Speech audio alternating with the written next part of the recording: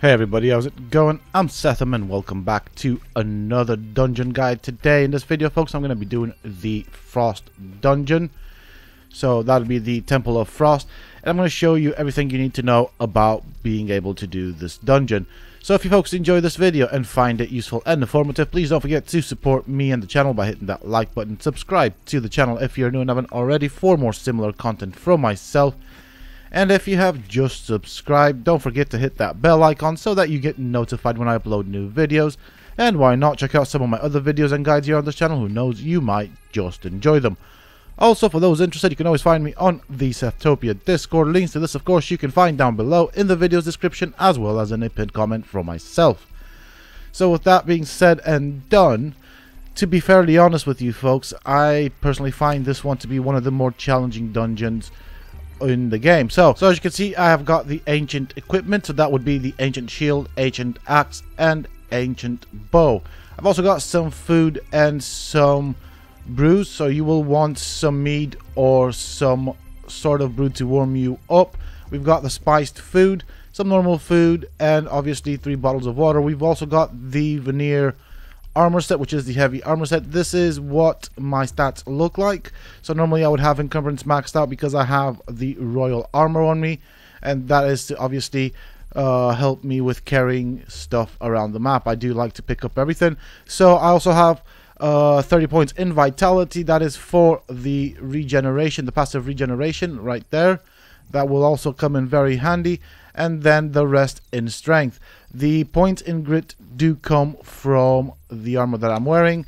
So I'm going to show you what level you can craft these things at. Now obviously I haven't unlocked it in this, but this would be where you can craft the heavy Veneer armor set. And this is, to me, the best heavy armor set that you can craft at level 40. It is definitely worth getting. You also want to get this, and I do recommend doing the dungeon at level 50 or 51. And I'm going to show you the ancient weapons that I'm using as well and what level they can be crafted at. So obviously I am going to be using an axe. I'm just trying to figure out where there it is. So you can craft that at level 40. As you can see, I could of course use the dragon bone set, but I am going to equip myself as if I were at level 40. So I'm using level 40 to 50 equipment. There is the ancient shield as well. So basically all the stuff that I'll be using in this is what you can obtain at level 50 or by level 50. Again, as you can see, I've got some other stuff over there, but as I said, I'm sticking to those. It can be done at level 50. It is a bit of a challenge. There are some new mechanics there that you want to be aware of, which I will show once we get there. As you can see, I've got the dragon bone bow. You also want to have the weaponsmith, the advanced weapon, the advanced weaponsmith, and the armor smith, because that will help a great deal. There is a lot of damage that we need to be prepared for. And so that's pretty much it in terms of equipment. I've got 2 stacks of spiced food and about 3 stacks of mead. I'll show you how to get mead in a little bit. And obviously for this I've also got 3 bottles of water, or skins of water anyways. For this I'm also going to be taking one of these thralls with me. It is a Relic Hunter Treasure Seeker, and the reason behind that is, well, you want to have a look at their HP. They have a ton of HP.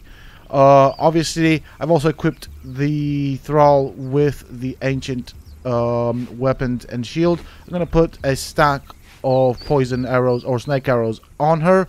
And she also has the heavy Veneer set on her as well for the armor value. Obviously, both the armors and the weapons have the enchantments on them. You can get these thralls from these locations that I'm showing you.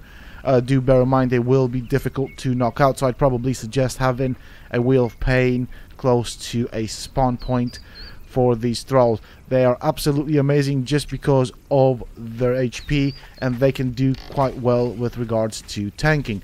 Now, with regards to cooking the food and getting the meals and the brews that you'll need, first you'll need a fluid press. You can put berries in here, which will turn it into drinks.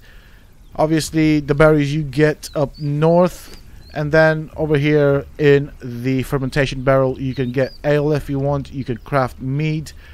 For ale, it's quite simple, and mead, again, not very complicated. You will need honey, which you can unlock at a fairly early level. I believe it's level 17 or something of the sort, and I'll show you that in a bit and how it works.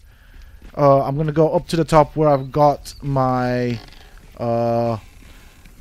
honey hive, and I'll show you what it looks like. I think it's level 17 or something that you unlock the first one. This is the second tier that you'll see here, and what it does is it gathers honey passively. You can also put the queen bees and bees in there, which will get converted into honey, which kind of doesn't really make sense, but whatever's, you know. So let's find it here. No, that's not it. There we go, that's the one. So, alright, it's level 33. My bad, I don't remember. I don't know why I thought level 17. But it's 33, 37, as you can see. And you will want to unlock these skills because you are going in a very cold area. And we want to combat frostbite. Otherwise, it's going to end in a very bad situation where you'll die because of the coldness. So, you definitely want the fluid press, you'll want the barrel, and you will want to unlock the brewing as well, because obviously we're going to use the brews to keep ourselves warm. You also unlock the stove. I have obviously unlocked the advanced one, but the basic one will do. And so there is the stove, and you'll be able to make the spiced foods. Of course, the spiced foods will keep us warm as well, in combination with the mead that I'll be having. So this is the advanced hive, level 53, but the simple one does the exact same thing. In order to get spices, all you need to do is harvest the vegetation around you. Will get seeds, and then you place them in the grinder, which automatically turns it into spices. Once you've got that, you will need a stove. I have a named thrall here, which gives us several things, but you don't need it for this particular meal. We're going to do the spiced hunch, and so what you'll need is hunch, which you get from killing larger creatures in general, so I think rhinos and stuff like that. You can get this from the pork that you get up north, or you can kill turtles to get this spiced steak. All three of them will be good enough to keep us warm, and the dungeon itself is located somewhere around here. This is where it's located. Obviously, on this character I haven't unlocked it. I have tried doing it in single player, and that was my intention, but there's a bit of an issue with single player where the NPCs tend to spawn in multiple numbers. And although I started recording in single player and I did manage to get mostly through it, it was going to be a very long video, and this dungeon itself is quite long, so I'm going to make sure that I haven't got any admin commands on. We'll have the thrall on follow us. So the point of the thrall is to either help us with covering fire and do damage if we're going to be tanking the frost giants.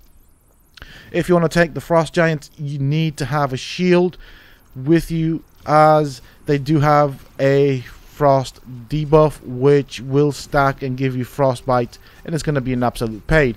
Alternately, because of the amount of armor and HP that my thrall has, I will make my thrall do the tanking, whereas I will pepper the giant with the snake arrows. So this is my thrall with me.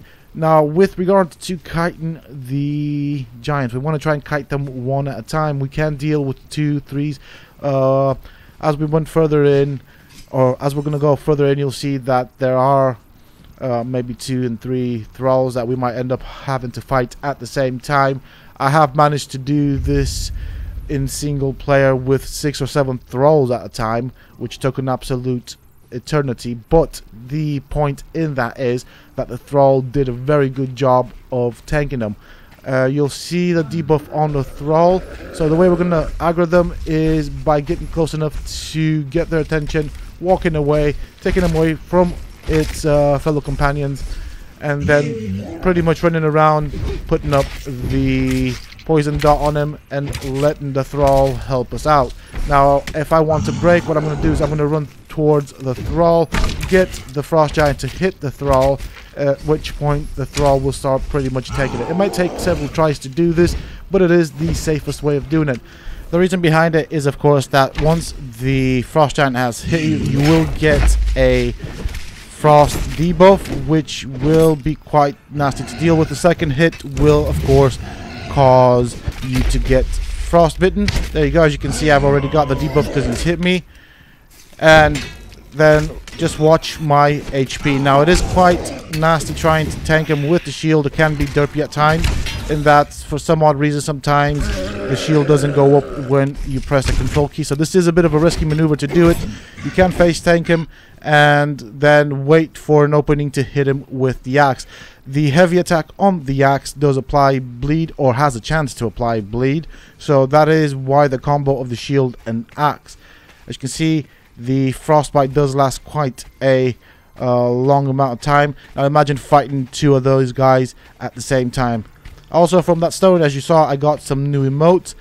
Once again, we're going to have to do the exact same with the second frost giant over here.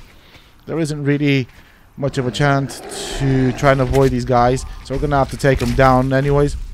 I'm going to bring them out here because there's more room for maneuvering. I'm just going to let my thrall do most of the work. Now I can try and kite him towards her, so I'm going to put myself in between, or put her between him and me, so that she can start tanking him. It may take a couple of attempts to get it right. There we go. He's already gone for it, and just watch her health. She will take a lot of hits, but she will manage to do quite well. We're also going to be using this method for the bosses, because we want the bosses to focus on the thrall whilst we pepper it with the snake arrows. Now, obviously, my thrall is going to be knocked down constantly, so therefore she won't do that much damage as a result of being knocked down, but it does help. Also very important, once you have 10 stacks of poison on them, just use your heavy bow attacks for the added damage. Now obviously, because we have the 10 points, because we have the skill to do more damage on creatures that have been affected by negative debuffs, the heavy attacks will make a big difference. Plus you will also, of course, reduce the amount of arrows that you will use. So this is what you get from over here. I think I showed it before, just wasn't sure. So down here there should be 2 more frost giants. Now when I tried doing this on single player, what happened was there was about 7 frost giants. I ended up kiting all of them. You don't want to use an arrow or a bow and arrow to kite them. What you want to do is walk down the stairs and imagine around your character a circle. Once that circle, that radius of the circle touches the giant, you have aggroed it, and all we do is bring it up the stairs. We don't want to fight it down there because you will have to deal with frostbite, which is not pleasant at all. Gonna have to... Oop. That was my bad. So I got greedy there a tad bit, and I've already got frostbite to deal with as well. So what I'm going to be doing is I'm going to be running around this guy, letting the thrall do its thing.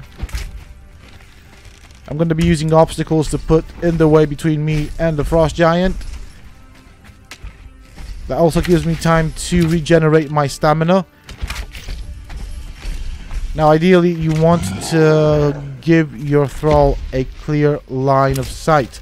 As you can see, you can avoid them fairly easily, and I mean, this is probably the best way of doing it. You can try and go and face tank them, just bear in mind you'll have to deal with the frostbite, which is quite nasty.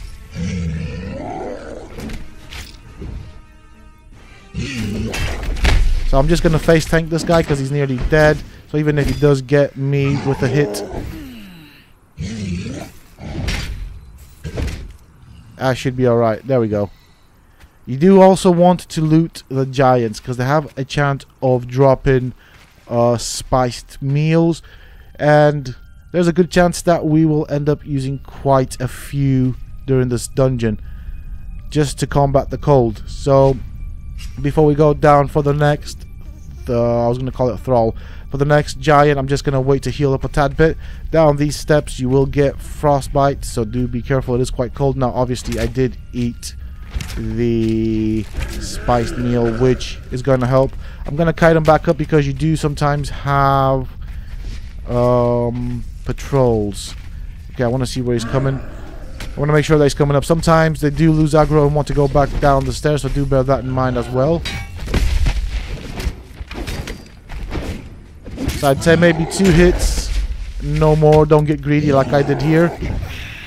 If you want to avoid the debuff these guys have. And as you saw there, I was blocking, but he still got me.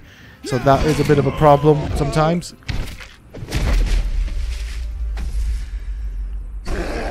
So just look at how much damage the frostbite does to us. Oh, he got me again. That was me being greedy right there. Now, I don't know if this was always a thing with the debuff that these guys apply, but it is a thing now. And that's why we want to fight these guys at a distance. And as you saw at the beginning of the video, I don't have any attributes in archery or anything like that. So I'm obviously doing this without putting points in archery. Whoop. Hello. There we go. On the bright side, these guys are not very fast, so you can outrun them. Just bear in mind that they do have a pretty long range on those axes. Alright, I'm going to go and face tank him because he's nearly dead. I'm going to wait for him to do his move. Now, I could try and get in a couple of hits because when he does the screaming, he is quite vulnerable. So I'm watching his movements because I don't want to get hit by it. Right, there we go. There's my combo. And block. There we go, down he goes. There we go, as you can see, we've got some spiced food. We've also got some other goodies off of him. You definitely want to loot them. They are a good source of loot. I'm going to go down these steps. I'm going to show you where the first boss is, and you'll see that he's not that difficult. Now, my thrall's done amazingly well so far, and do bear in mind that I'm going to be using my thrall to tank him. That's why I didn't want to fight him down here, because there's this guy right here, which is also a bit of a problem.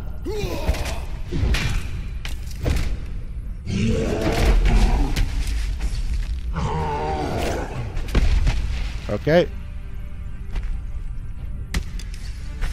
Now what I did here is I'm trying to have the frost giant in line of sight of my thrall so she can pepper him with arrows. But we also want to avoid frostbite as well. So I'm going to start loading him up with 10 stacks of poison. And my thrall's barely taking any damage, so that's quite good.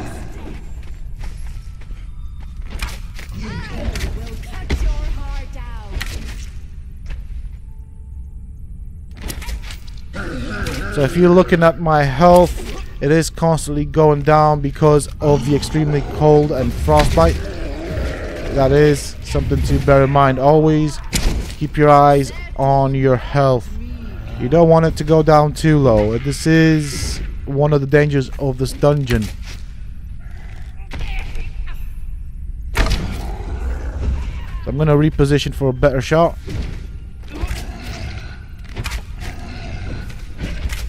There we go, he's down. And of course you can see we get some gold dust. Definitely want to be looting these guys. Up here there might be a patrol. I'm not sure if we'll bump into him, but that is a possibility. And we do want to heal up as well. So that's... yeah, I don't want to go in there like that. I'm trying to find a good place to heal. I don't want to be on the steps too much. Right, there we go. I'm still in a cold area at the moment. Maybe like so. So up the steps in front of me, not these ones, that's the second boss. So up these steps we have the boss.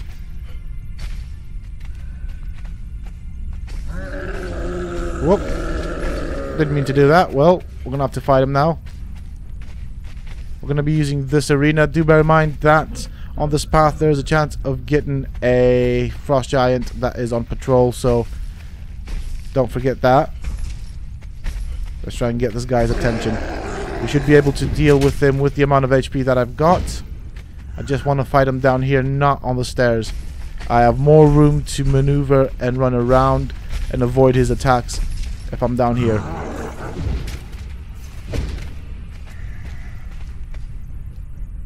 What you want to watch out for is for when he does the spin with his axe. He does like a little tornado maneuver thing. That does take quite a long time for that animation to finish. That thing right there. And as you can see, he does go a great distance with it, so that is a bit of a difficult one to avoid.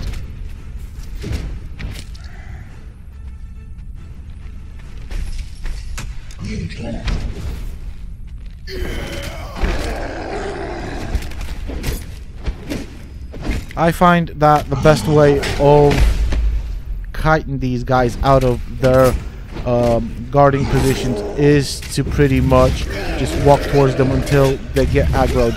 Okay, that hurt. That was bad. If you use arrows to get their attention, what you will do is you will end up pretty much having to deal with multiples at the same time. So if this guy has a partner close to him, both of them will be coming towards you. And they can be quite challenging, so bear that in mind. I actually find this, as I said, more difficult than the King Scourge's dungeon, just because of that debuff.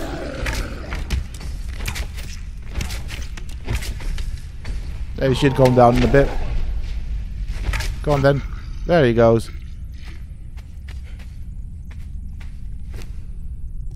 There we go. Spiced food again.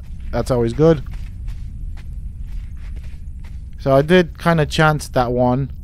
I should have waited for full health, but I knew that I could deal with him. I mean, as I've said, I've tried doing this on single player, and I was actually fighting 7 frost giants at the same time. I managed to fight them off and beat them, but it took about half an hour just to deal with that. So you don't want to be fighting multiples. I'm waiting for my health to regen a bit, because up these steps we will be going towards the first boss's chamber, if you will, and he has 2 of these frost giant guards. My thrall is doing excellent, and this is where she's going to come in very handy.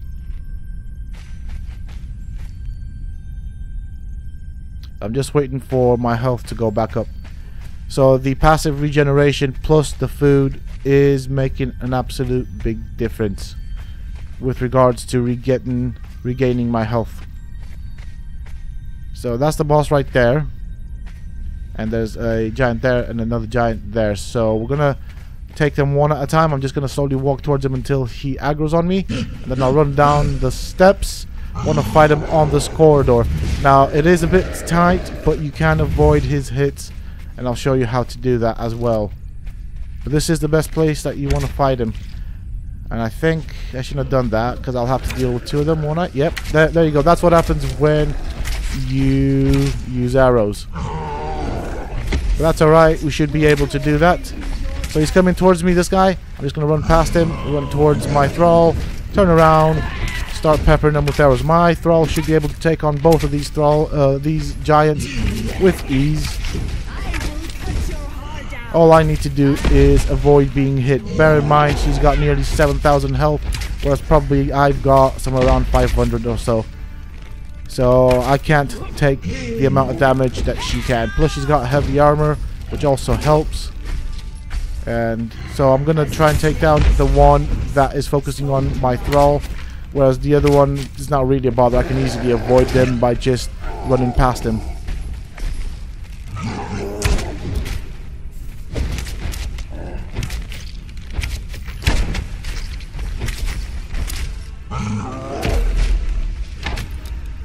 Obviously this method will make the dungeon somewhat longer, but I think it is the most safest way of doing it, with the greatest possibility of success as well. So that's what it's all about. That's what my guides are always about. It's making difficult tasks as easy and flawless as possible.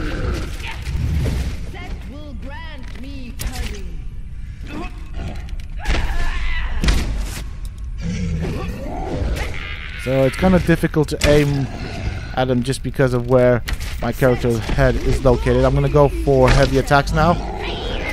There's no point in peppering him with arrows because he's already got 10 stacks of poison on him. We'll get that, and those arrows are quite good as well, so I'll pick those up. There we go, star medal. Brilliant.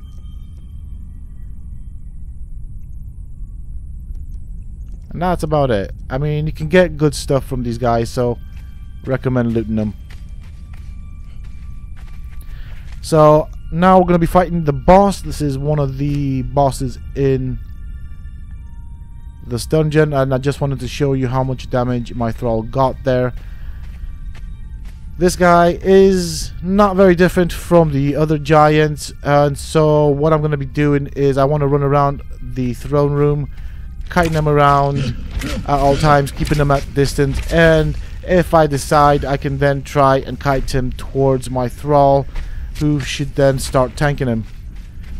As I said before, it may take a couple of attempts to get my thrall to tank him, but as you can see, his health's going down pretty darn quick. Not that big of a problem. We just have to be patient and stay at a fair distance away from him.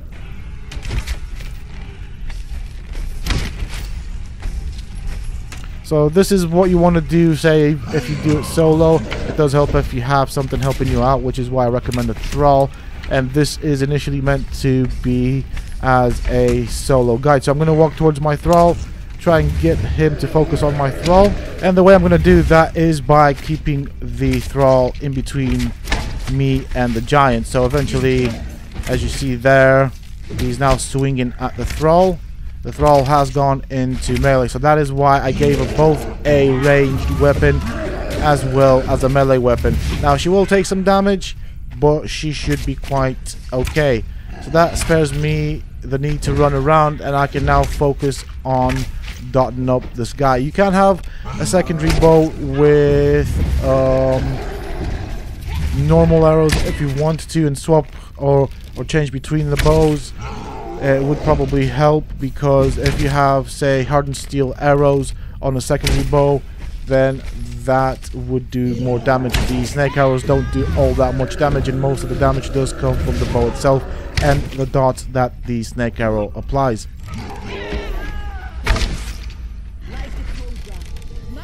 This is one of his special moves, but my thrall can take it. So now that he's got 10 stacks, I'm just going to use heavy bow attacks for the added damage and just wait for the poison to take his health down. That in combination with the thrall that I brought with me.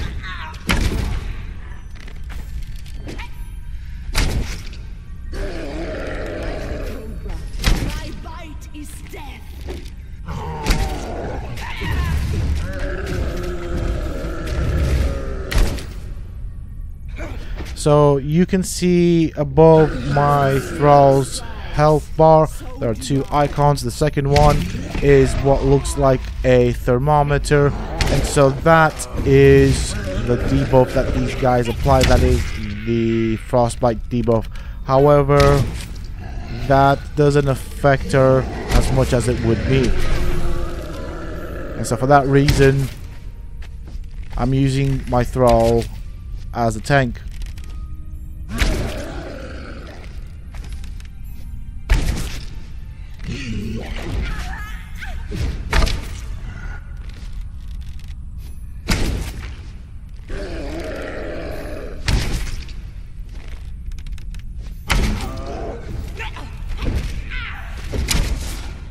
I mean, she's getting knocked around quite a bit, but the thrall does also heal quite quickly as well. So you'll see that by the time we get to the next boss fight, she will have healed a decent amount. It is a passive heal, and yeah, it's probably the best way of doing this, the safest way of doing it as well. There we go. There is a achievement. Okay, so she's done really well, not really in any danger at any given time, and I think she could have 1v1'd him quite easily. I get rid of the stuff that I don't need. This is what you get off of him, so might as well loot the spiced foods and the spiced drinks. You don't know when you'll need them. There's a chest right here. Nothing too special.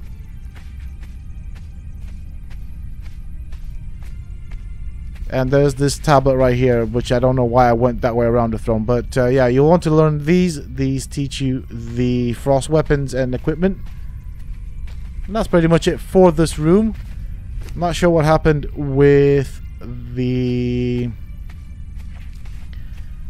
patrolling frost giant, but I think we might have ended up killing them. Anyways, we're going to go on to the forge. There we'll have another boss to fight.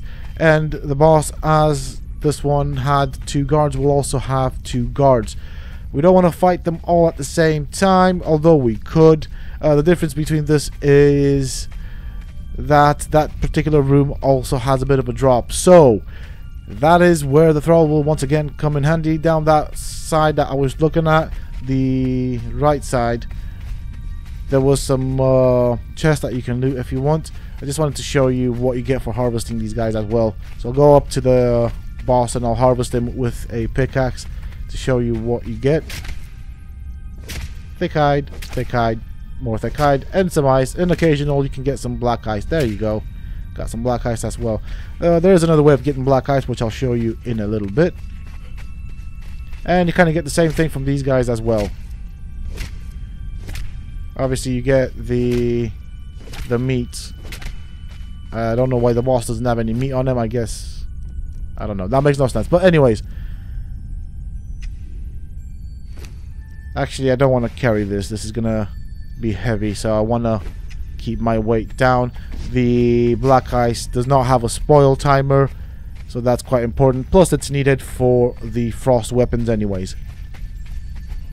Now in this next room, you will get frostbite the moment you enter it. So fighting things in this room, well, you want to be doing it outside of the room. So I'm going to kite this guy back up the stairs. I'm going to fight him right here where it's nice and warm. It makes no difference how you kill him. I've given you the strategies. After that, then we'll have a bit of a bridge, after which we'll get to the boss and his 2 guards.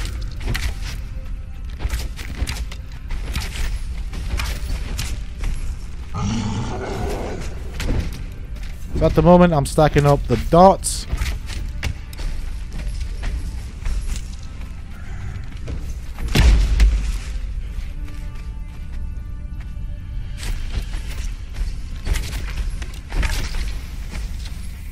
So you can fight them in tight corridors as you saw there. Just run past them, wait for them to come towards you, then run past them the opposite way.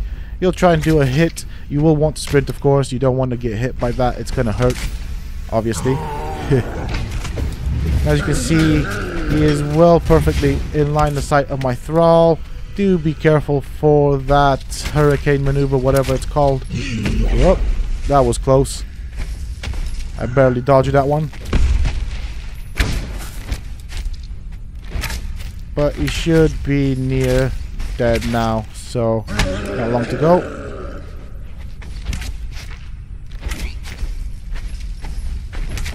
There we go, he's almost dead.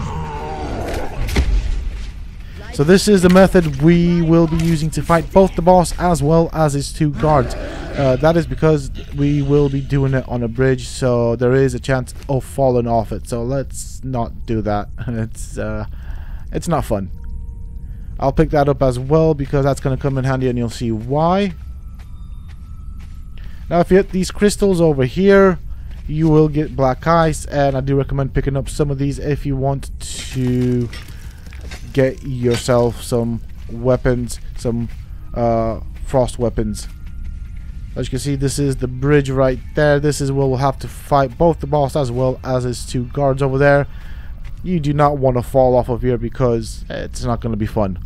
Now, the good thing about having a thrall with this is she cannot fall off of it. For some odd reason, the game is designed in such a way that NPCs cannot jump off cliffs. So this is an advantage of having my thrall with me. I'm going to walk slowly towards him and try and kite them one at a time. It doesn't matter which ones we get first. There's a good chance of getting the boss before we get the guards, which literally makes no sense. That's kind of in the way now, so there we go. Just creeping forward. Now I'm stepping back. I'm gonna go towards the stairs, gonna wait for him around here. We want him to be far away from his guards. We don't want to fight him next to his guards because we might aggro the guards as well, and 3 is a bit too much. Especially seeing as we don't have much room. Whoop. So I'm just gonna... Well, I can't fit through, so... Whoop. Hopefully... There we go. He's focused on my thrall. That's perfect.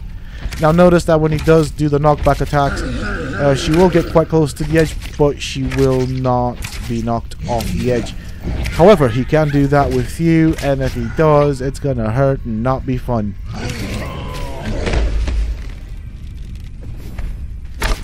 There's no difference between this guy and the boss. He has the exact same things as do all of the other frost giants. Not really anything special. He has now cornered her, which kind of does work in my benefit.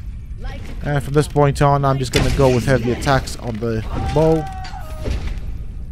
So she's quite close to the edge, but there's nothing to worry about as of this moment in time. So yeah, as of now, this still works and they will not be knocked off the edge. So she's alright there. And I've also got room in case he does the spinny thing. So I can avoid that, which is why I want to get closer. I was just afraid that I'd be too close to the other thralls, and if I make a mistake and accidentally shoot this guy too close to the other thralls, I'm afraid of aggroing all 3 of them.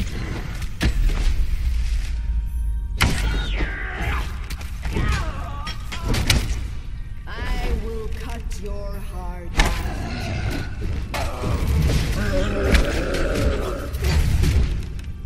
As the snake strikes, so do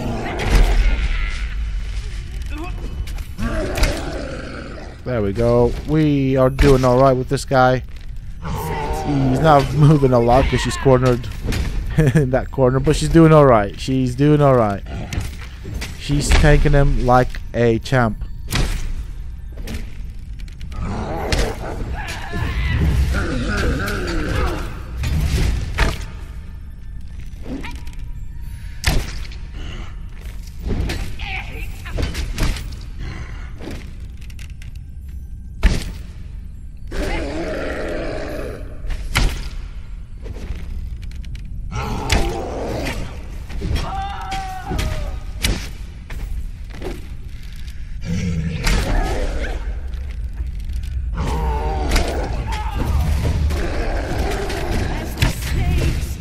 There we go, he's nearly dead. Should be dead in a couple of seconds now. And down he goes. So we still have the 2 guards over there that we'll have to deal with. There we go, spiced food, we always want that. Perfect. And as you can see, she's taking a bit of damage, but nothing too bad, nothing too serious. If you use that, it doesn't really help, but it does keep them fed, so I thought I might as well point that out. It doesn't do that much of a difference. Now we have no choice but to just take both of them on, but we should be able to do so. I will of course try and aggro one of them at a time, but I doubt that that's gonna work. As you saw there, that kind of failed. However, we do have the forge room now vacant. There's no boss there to worry about.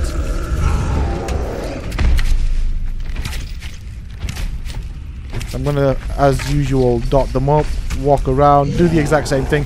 And the fun thing about this method is that you can do this with multiple frost giants. Oops, just don't let them hit you. That's the key there.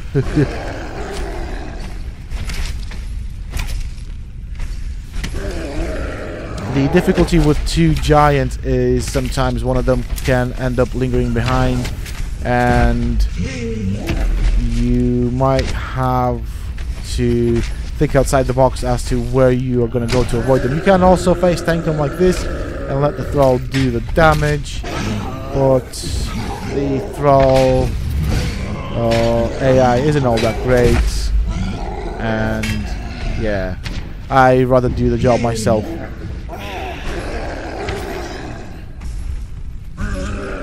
Also, you can use the shield to heal up if you want.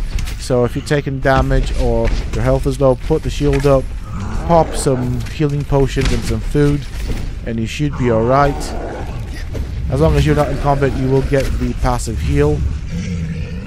And the good thing about the shield is that they do seem to be able to take a decent amount of damage before breaking.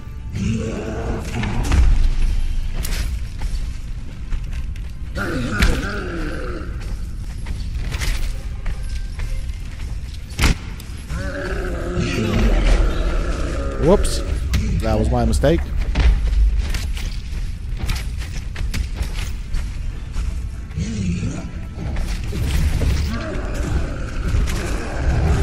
Now, of course, my thrall did initially have snake arrows on her, but she ran out, so she's probably now using stone arrows.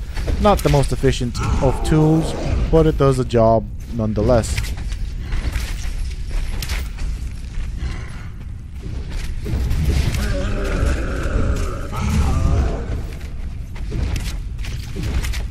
So I'll take the one with the lowest health down first.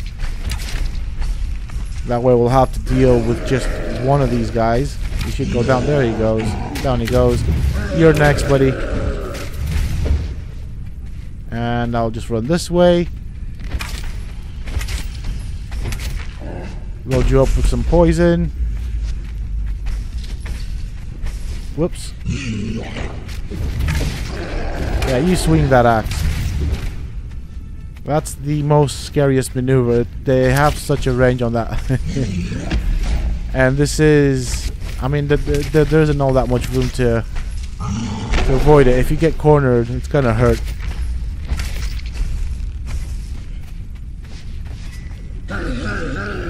So his health is pretty bad at this point. I'm gonna face tank him. I'm gonna use my axe.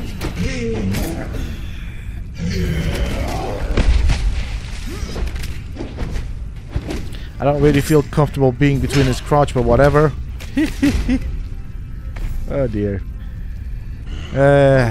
Right, he's nearly dead. And he's got some coins for us, that's good. I'll take that as well, and the coins. What does your friend have? Of course I want the spiced food. Iron arrows, that'll do. Not iron, hardened steel arrows, my bad. This is the forge. Over here you can craft your frost weapons or black ice weapons. I've got the pick, and you'll need the black ice. This is what it will require, so I will spawn them in just to show you the time it takes to craft these things. If you're here, might as well craft them if you have them with you. And I'll put the pick in. Obviously this will not unlock the journey step. It has to be a weapon for the journey step, but I'll craft it nonetheless. So I'll go and get me some swords in a bit. As you can see, it is taking a while for it to craft. As you can see right there, it is taking quite a while. So what I'm going to be doing is I'm going to spawn in some swords. This is what the forge looks like. There's nothing really special about it. You have to look slightly downwards to access the forge, but it does take some time. Okay, so once you've got your black ice weapons, you will unlock the journey step. So it's right there. It should be somewhere down here. Just trying to figure out where it is at the moment. And where are you? It's one of these things. There we go. And so that's how you unlock that. That is it for this dungeon. It is a I find this to be one of the more difficult ones, and I actually find the Black Keep a walk in the park, and you can't do it at level 50. I do recommend doing it at level 60 if you're going to do that, but that's going to be for a separate video. This is what it looks like, this is what you do, and this is how you get through it with absolute ridiculous ease. That's it for this video, folks. I do hope that you have enjoyed it and found it useful and informative. If you have, please do not forget to support me and the channel by hitting that like button. Subscribe to the channel if you are new and haven't already for more similar content from myself. And if you have just subscribed, don't forget to hit that bell icon so that you get notified when I upload new videos. And why not check out some of my other videos here on this channel, who knows, you might just enjoy them. And of course, finally, for those interested, you can always find me on the Sethtopia Discord. Links to this, of course, you can find down below in the video's description, as well as in a pinned comment from myself. Until next time, stay safe, folks.